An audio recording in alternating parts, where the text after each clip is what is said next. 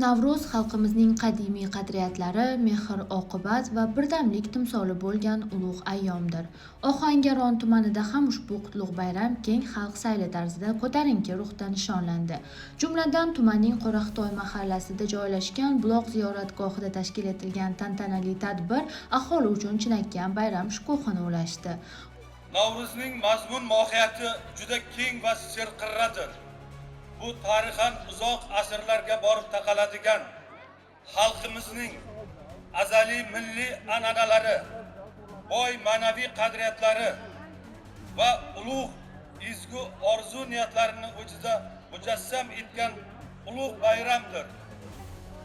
Navruz ajdodlarimizning hayotiy tajribasi, tabiat bilan uyg'unlikda yashash falsafasi va mehnatga bo'lgan ehtiromining yorqin ifodasidir.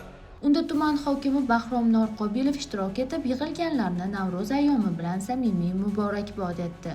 Bayram doirasida korxona va tashkilotlar tomonidan milliy an'analarimizga mos bezatilgan pavilyonlar tashkil etilib, ularda turli milliy taomlar, urf-odat va qadriyatlarimizni aks ettiruvchi ko'rgazmalar namoyish qilindi. Albatta, birinchi navbatda barcha yurtdoshlarimizni, qolaversa o'zbek xalqini Navro'z xalq bayrami bilan chin qalbimdan muborakbod etaman.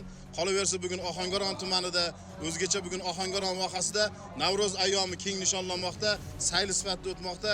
Albatta, bu bayramning boshqa bayramlardan farqi milliylik, qadriyat, urf-odatlarimizni yana bir marta eslab, onaxonlarimiz, otaxonlarimiz duoga qo'l ochib shukronalikni keng targ'ib qilmoqda.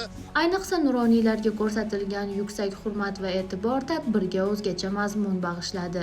Shuningdek, madaniyat bo'limi va san'atkorlar ishtirokida taqdim etilgan gala-konsert dasturi, kuy-qo'shiqlar va milliy chiqishlar bayram ishtirokchilariga ko'tarinki kayfiyat ulashdi. Navruzning fayz va tarovati xalqimizga xos mehr-oqibat va hamjihatlik muhiti yana bir bor o'zining yorqin ifodasini topdi.